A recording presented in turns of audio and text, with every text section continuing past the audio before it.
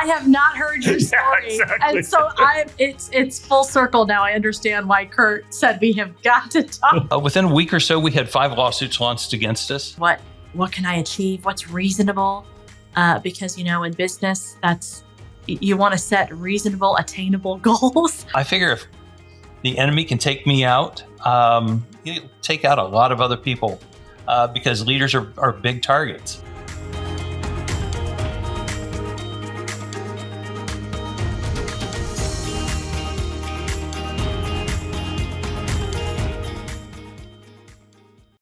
Hello, and welcome to the Liberty Spenders podcast. We are Kurt and Kristen Luidhardt, your hosts, and co-founders of the Prosper Group, an agency that's raised over $500 million and elected over 100 members of Congress, 15 governors, 15 U.S. senators, and 1 president.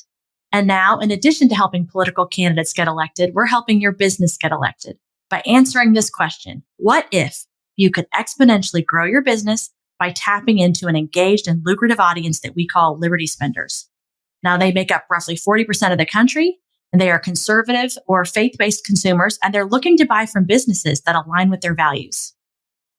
And you can learn more from our new book we just released called Liberty Spenders. You can get it today at libertyspenders.com/free. Our guest today is Dana Dunmyer, President and CEO at TQI Net. Dana's got an amazing story of starting a business journey back in 1995, first by leaving a thriving pastoral ministry in California. He moved to Cincinnati and founded CADCOM Consulting, a technology development firm, which started with him and quickly flourished, and ending up with over 300 dedicated professionals, and then CADCOM was acquired by a VC firm. Following the success of that, he heeded another call from GE and founded TQI Net Incorporated, which he runs today. Now known as TQI Solutions, the company has established itself as a trusted partner for over 300 clients spanning across various sectors. And they're deep into enterprise software solutions and big data. Dana, it's awesome to have you on. Welcome. Thanks. It's great to be here. And I just was excited to invite you on because you and I had a long conversation just a few weeks ago. And you told this story about how you started your business coming out of a pastoral ministry. And I was just really impacted by it. And I thought, I really want Dana to tell his story to our audience. So tell us a little bit about how the whole journey began with CADCOM. Yeah, from pastor to enterprise data solutions. It's ought to be interesting. Well, I'd have to say it's a little bit bizarre. I would also say that it started with a practice that I used to do when I was a pastor, which was locking myself up for 2 or 3 days, doing prayer and fasting for really just to get God's mind, his heart. Where was I supposed to be going for my next quarter's messages? And I remember going up into the mountains of San Bernardino, locked myself up in a little cabin up there. And during this first session, at the beginning around 1994, I felt like God was saying, I want you to go on a faith journey with me. And I want you to resign as a pastor. I had always been raised to believe that if you are called to be a pastor, if you do something different, you're really turning your back on God. And right. So I thought about all of that during the course of the next couple of weeks. And I thought, well, I was probably just hungry from fasting, maybe indigestion. Right. So I dismissed it. Yeah. Just low blood sugar. I need to eat a little bit. So the next quarter comes, and then I felt like God was saying the exact same thing. This time I came back and mentioned it to my wife, who was a 3rd-generation pastor's kid. And she said, well, gee, we couldn't do that. That'd be like turning our backs on God. He'll zap us or something. And so once again, we dismissed it. The following quarter came, and this time it was the same message. We started taking it very seriously. We prayed about it. And by the end of the year, we felt like God was definitely saying, I want to take you on a faith journey. We didn't know what that looked like. We didn't know where, but we resigned our church. We loaded a couple of U-Hauls up and put everything we had into them. And we started making our way towards Cincinnati. Why Cincinnati? I don't know. It was just felt need. It was like, this is where we're supposed to go. Partway across Amarillo, Texas, we had a bit of an accident, lost much of what we owned in an accident. And by the time we arrived in Cincinnati, we were there for about 3 months and ended up homeless for about 6 months. We found a sleazy one-room hotel to live in. It was about what we could afford. It was $100 a week for my wife and 2 daughters and I. And as we were trying to figure out where we just totally screwed up life, my wife got a job with Kelly Services as a temp. I got a job with Kelly Services as a temp. And GE Aircraft Engines, at that time as they were called, said, hey, we're looking for somebody who knows, quote unquote, something about this new internet thing. So it's now at the beginning of 1995. I said, hey, I know the internet. And they brought me in. They never asked me what I knew about the internet. If they had, I guess I would have told them. While I was a pastor out in Southern California, I met a nurse on an AOL chat room. I shared my faith with her. She accepted the Lord, and I got her discipled, and she lived up in Portland, Oregon. I got her discipled up in a church up there. That's what I knew about the internet. I knew how to use a computer. Well, that's anybody who's in the HR profession or recruiting, that'll be a scary anecdote about, lack of vetting. But good. I mean, sounds like it was a good thing in this case. Well, I found myself thrown into the middle of a project that was tying in the Department of Defense, the FAA, and GE's Quality Systems Group. Well, it was obviously the FAA because GE creates commercial jet engines, but they also do fighter jet engines and engines for all sorts of military planes. So the DoD. Quality Systems Group deals with the fact that there's, 250,000 parts or so inside of each jet engine. And they have to make sure that everything is working fine. And it was tying these all together, making sure they meet specs, et cetera. Well, today we would call what we were creating at that time an extranet, perhaps. It was strictly business to business. There were no books. There were no classes. There were no courses. There was Netscape, if you even remember back that far. Mozilla. And it was, it was learning code. They gave me every resource that I could possibly imagine. But there weren't many. And I had a couple of VPs, several mid-level managers hanging around me, probably on a weekly basis, checking in, seeing how things were going. And 3 months or so into this, they were pleased with what I was doing. And I remember asking one of the VPs what made the president tick. Wanted to learn more about his personality, these things. And basically he says, well, what do you want to know for? I said, well, I want to make a presentation. And he just kind of laughed. He says, listen, the president doesn't understand IT. He barely knows how to spell internet. He doesn't have a computer. His secretary, as they used to call them back then, had a computer, and she would print out his emails. He would scribble down a note on it and hand it back to her, and she would send it out. So he says, listen, I like you. I'm going to get you this meeting, but I'm going to tell you to take 4.5 minutes. I'll get you 5. But when he starts rapping his knuckles on the desk, don't feel bad. Just kind of tuck your tail between your legs like a sulking dog, head out the door, because he's not going to get it. Wow. And you're still a temp. Yeah. Oh, right. Yeah, I'm a temp. $10.25 an hour. That's some setup. I'll get you this meeting, but, buckle up. Or, at least you got a warning so you wouldn't necessarily be offended. And wow, kudos to you. I mean, that's a big ask. That's a pretty confident, that's boldness. Well, I didn't realize how stupid I was. I mean, with all due respect, I'm just a dumb preacher boy. I knew theology. I had no idea about business or corporations, not a thing. But 2.5 weeks later, I get this meeting, and the VPs are there. A couple of the general managers are there. And basically, I gave the president what I thought was a perfectly good 3-point sermon. Mm-hmm. 1, here's where we are using the internet. 2, here's where I believe we can go using the internet. 3, I think for some reason I'm supposed to be wanting to take you there.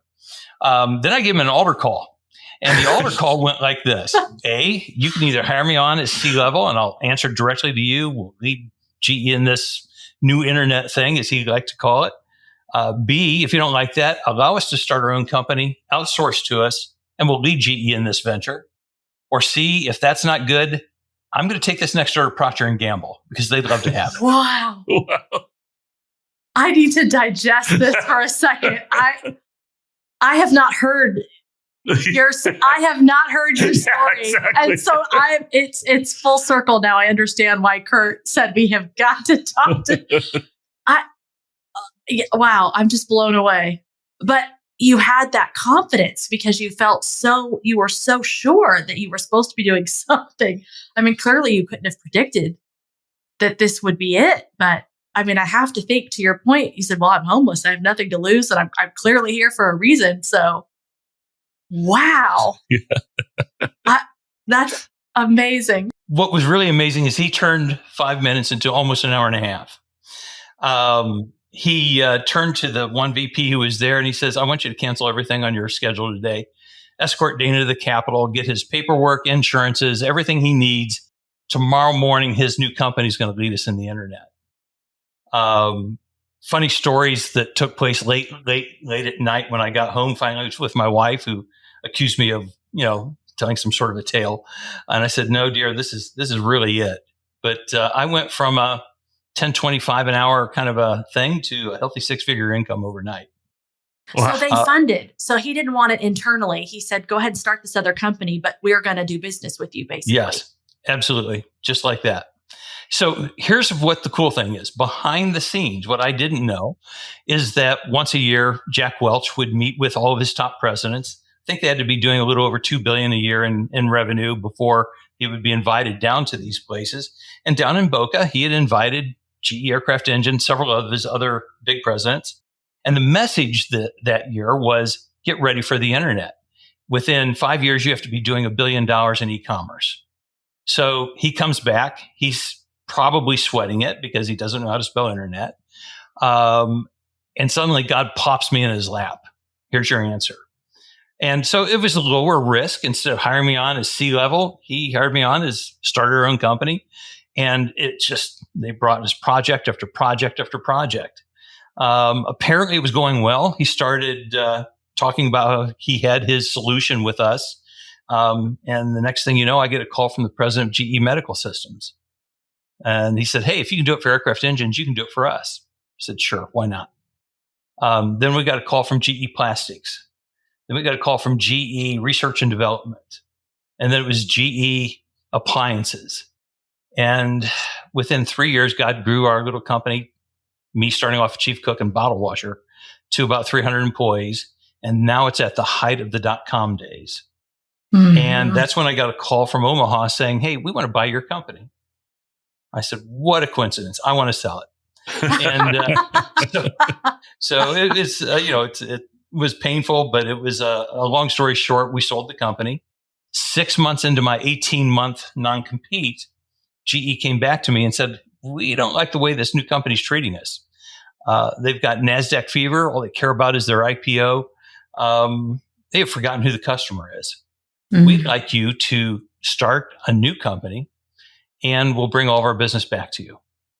I said, guys, that's going to get me sued. Absolutely. They said, well, yeah, these aren't small companies. Yeah, you don't mess around. You don't mess around with those people. Well, they said it's going to get us sued too, we think. So here's the deal. You agree to pay our legal fees? And I said, okay, you're GE. Well, you agree to pay our legal fees. We think we'll make it worth your while. We went home. I went home, talked about it with my wife, prayed about it. And by this time, she was a VP in our company already. And we just felt like, oh, God's not done with this. So we turned around and told GE yes. Within a week or so, we had 5 lawsuits launched against us. We launched a salvo back. We had a very good law firm downtown in Cincinnati. And we won. We won the court battle. We didn't win any money. We just won the right to keep on doing business. But it cost me about $1.5 million in legal fees. And then we're right back to the races. We started building the company out further and further. We learned a lot during that time, though. We learned that attorneys don't have a very good business model. You know, the more they want to make money, the more hours they have to spend. And so as we were studying that, we said, you know what, we've got to go for the entire enchilada of application development, software development. And we were being paid to do R&D. We were being paid by banks, by other types of very great businesses.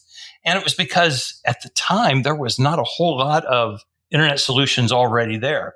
So we started creating them. And 18 years later or so, we started in our second generation of software, then our third generation, then our fourth generation of software. Today, we've got about 95 products, services, and bundles of products. And it all stemmed from God saying, I don't want you to be a pastor anymore. I want to take you on a faith journey. And I can tell you, I never, ever would have expected that. Well, yeah, I would guess not. No.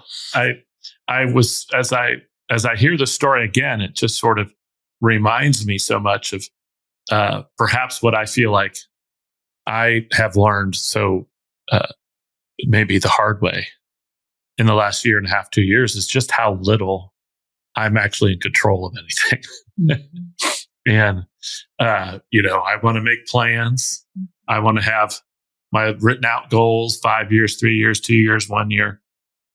And I've really just through our life in the last couple of years, just realizing I don't have any control over any of this stuff. Mm-hmm. I can want something, but I don't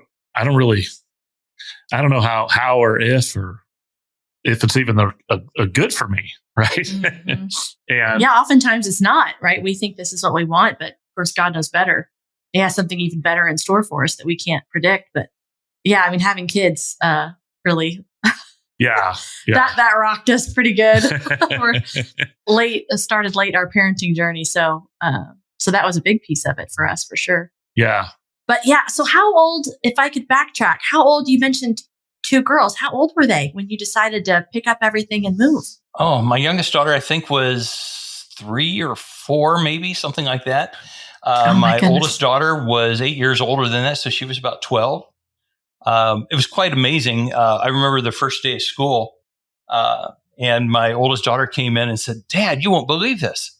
There's no fences around the school. You won't believe this. There's no armed guards. You don't have to go through a magnetometer. Wow. So that was in terms of a cultural shift. That was a giant departure. And it was so much better. I mean, there's so many great things about California.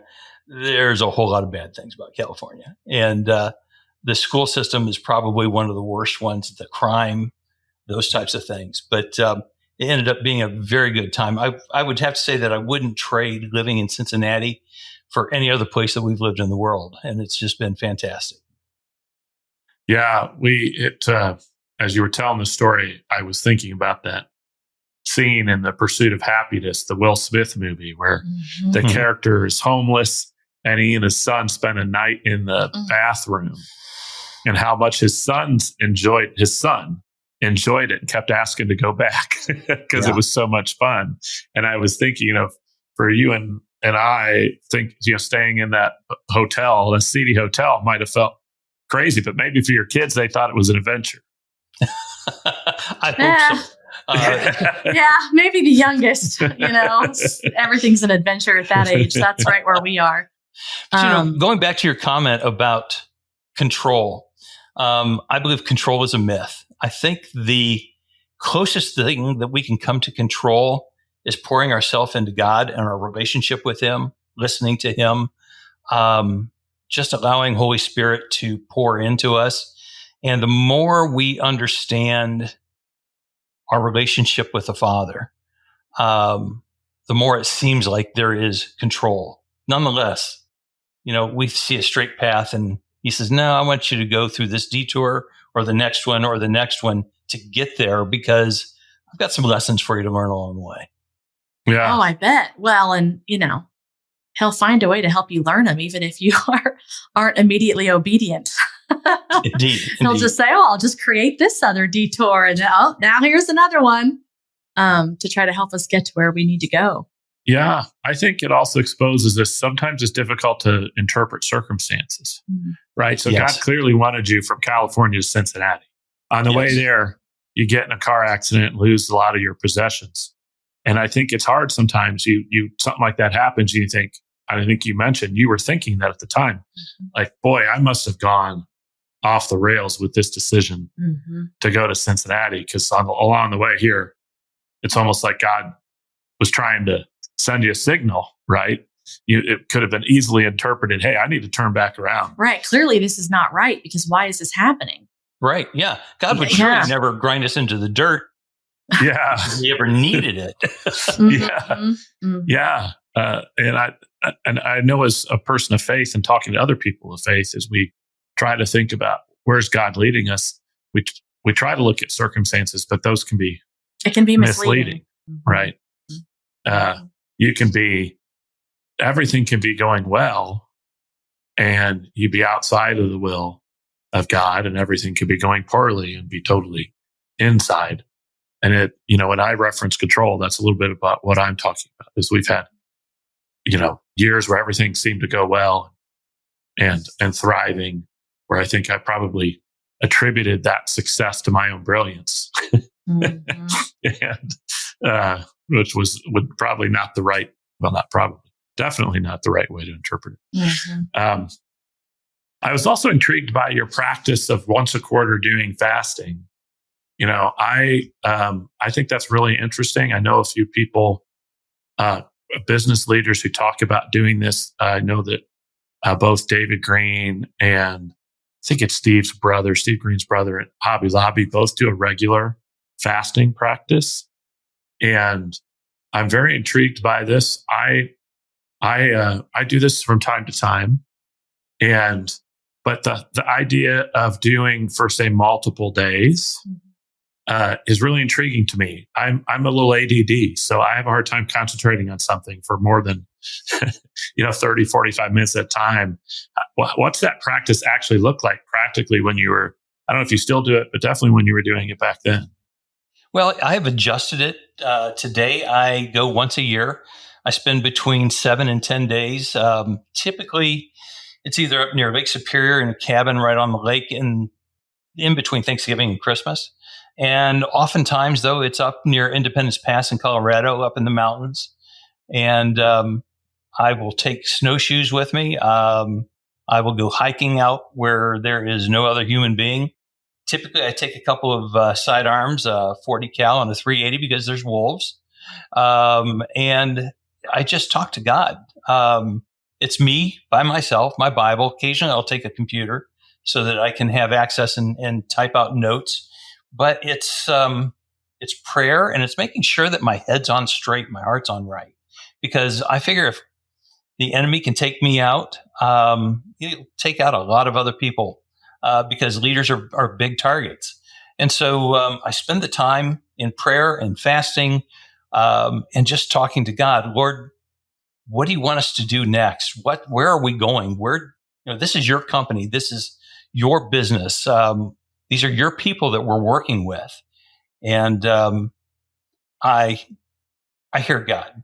I know that he is speaking to me, whether it's through the scripture, whether it's through a devotional I'm reading, maybe a book that goes along with.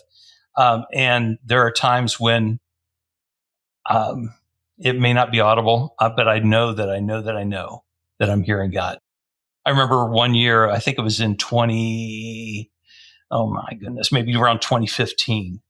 I was laughing as I'm going up the mountain and Independence Pass, just, one snowshoe in front of the other, because the snow is nearly up to my waist. And I remember praying, Lord, what should we set for a goal? Do you want me to go for 25% growth this year? And I felt like he was just laughing at me. 25%, you can do that on your own. I've gifted you with this and this and this. Why don't you ask me something that only I can do? And then I start laughing.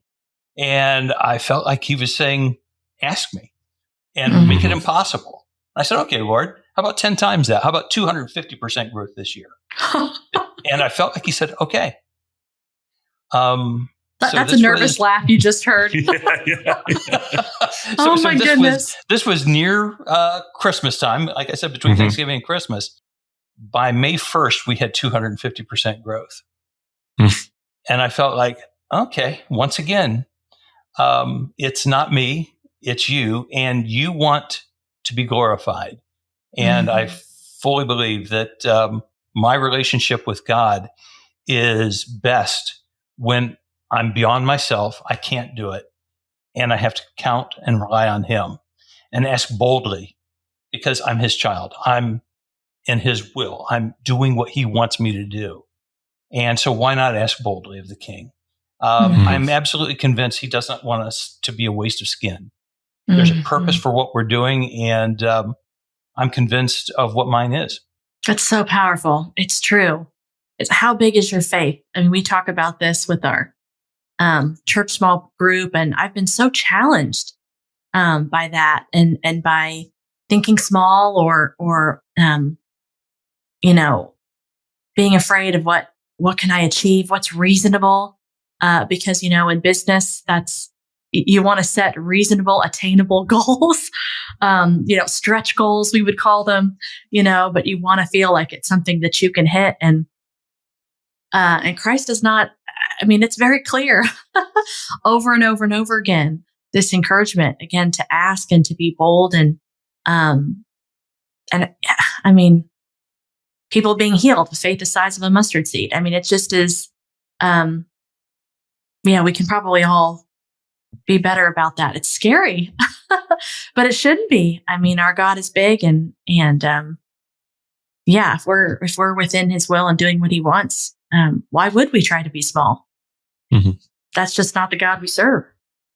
The prayer of Jabez is, and what Wilkinson did for me, I think, as I was reading his book, sometimes 2 times a year, 3 times a year, was about understanding that we're supposed to pray boldly, that, this is his mission for our lives. And why think small unless he's saying, no, I want you to be into microchips. Right. That's one thing. But my call's at microchips. It's to have great influence upon God's kingdom, upon the people that I'm working with, and, Lord willing, evangelism along the way. Yeah. Well, and there's that distinction, I know that Kurt and I have talked about a lot and wrestled with, which is, just trying to keep, I forget how you worded it, Dana, but having your head on straight and your heart right. I forget exactly how you said that, but it's so true. Just checking your own motives, because I could also use that. Oh, I'm supposed to pray boldly. Lord, give me $5 million. And, and he's not a genie where he's here to just grant our wishes, Right. And knowing that you're going to have that faith and that you're going to trust, it may not be that success, right? What he may want for you does not equal that. Right. And will you be joyful and trusting no matter what that is? So, in my own selfishness, I guess I could get excited about, a booming business, but that may not be what success is for what he's called. And we have to be just as obedient and just as joyful. Well, I can tell you that we feel like God has called us to take what we have, the resources, and to pretty much give it all away. So far, I think we're up to about $53 million and being able to provide it into grants so that people, unlike companies like GE, large Fortune 500 companies, et cetera, can afford the software. We can't afford to give it away, but because of what God's done with us and resourcing us, 53 million or so has helped a lot of small business, mid-sized businesses, men and women who have incredible faith and BHAGs that they say, this is what God's called us to do. And, we just want to be a part of helping and supplying for those dreams. Sometimes it's software that is the need. Sometimes it's not, but this is the channel, the swim lane, if you would, that God has gifted us with. I believe that the Creator has created us in his image, and he's given me his creativity to come up with software solutions. And so that's where I'm comfortable. And the cool thing is that along the way, I got to be a pastor. And so I got to know people. I know about church planting. I know about missions. God has just blessed so many different experiences with us. What is also amazing to me, though, is that how much bigger my personal ministry became after I left the pulpit. People don't look at you because you have a supposed collar around your neck. Now they look at you as just a normal person. So there's no fear. There's no intimidation. They don't pigeonhole you into something like that says, you don't know anything about life. You're a pastor. No, I'm a business guy. I'm normal Joe. And by the way, this is what God means to me. And along the way, he brings people who are hurting, people who are thirsty, people who are hungry. There's arrogant ones as well, but I'm planting seeds. And so, it was kind of interesting when I was a pastor, I felt like God called me to be an equipper of the saints. Today, we're equipping ministries and Christian businesses, the marketplace, the faith marketplace, and we're equipping the saints. It's just a little bit of difference. Yeah, it just looks a little different. And I'm so grateful for that pivot you just made, because again, it was another thing that was so, it just really touched on me when we did interview Steve Green, as Kurt mentioned before earlier on our podcast. And again, it just really hits home. I think why Kurt and I are so excited with this new offering that we're doing with Liberty Spenders is because there's so many ways to minister, but man, businesses have such an incredible opportunity. It's not just their employees. You're finding a way to add more value than other people. You're being innovative. You're coming up with new solutions to solve the world's problems. And again, with that success, there's so much that you can do, again, to give it away. So for anybody listening, I'm already so inspired. I'll try not to talk too much more, but it really just hits home on both the responsibility that we have and the opportunity that we have to use this to build his kingdom. It's tremendous. It is. And I think what you're talking about with your support for software is I'm not sure if I'm going to say it right. It's the Baracha. Is it Baracha or Baraka Foundation? So we called it the Baraka Foundation. It was after the Baraka Valley, where God led his people out to enter into battle. But he said, just send out your singers, your praise people. I've got this. And there were 3 armies that came against the people of God. And God slew them all. And it took the Israelites 3 days to go down into that valley and pull out all of the plunder. And so when we called it the Baraka Foundation, we did so because we felt like we didn't build our business. God gave it to us. He placed us in this special place, and he says, trust me. And so that's really what we did. So the Baraka Foundation was started with recognition that this isn't of us. This is of God. Yeah. And I don't know if this is part of what you're doing with the foundation or not, but you've got these new tools with, I think you're calling Convene. And I've gotten a glimpse of it, and it does so much, it's hard to explain, but talk to us about Convene. Well, if you're a techie geek, you would look at it and say, oh, well, that's an ERP, Enterprise Resource Platform. We call it an ERP, but it's engaging righteous people. It's a blend of CRM, of e-learning, of business intelligence and analytics, websites that are all digital transformation types of things that we've been doing for corporations for 28 years. We have put a new brand around it, and we've positioned it now, though, for the kingdom, Christian businesses, nonprofits, and churches. And part of our goal with Convene is bringing these groups together. Right now, 14 out of 15 Muslim businesses are recirculating their dollars into other Muslim businesses. 12 out of 15 Jewish businesses are recirculating their dollars into other Jewish businesses. Christian businesses, it's less than $1 out of 15. And we said, this is sinful. This is wrong. We got to do this right.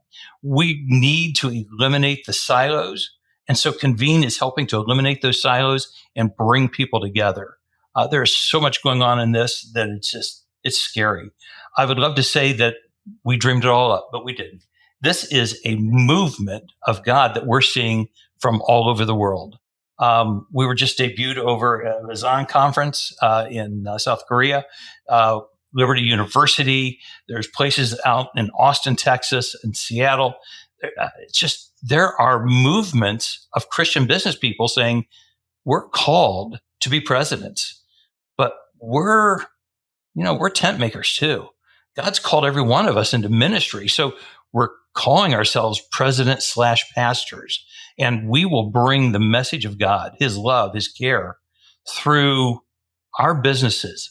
And instead of a couple hours a week, like a church, it's going to be 5 and 6 days a week. And it's very, very exciting. Yeah, I did check it out. And there were a couple of things in there. I thought, e-learning.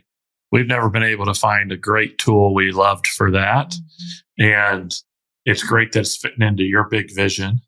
And so you're primarily so it sounds like it's a solution, not just for a nonprofit or a ministry, but also for businesses. So really, it's a kind of tool that a vast, collection of organizations might look into using. It is, and they can use it all together.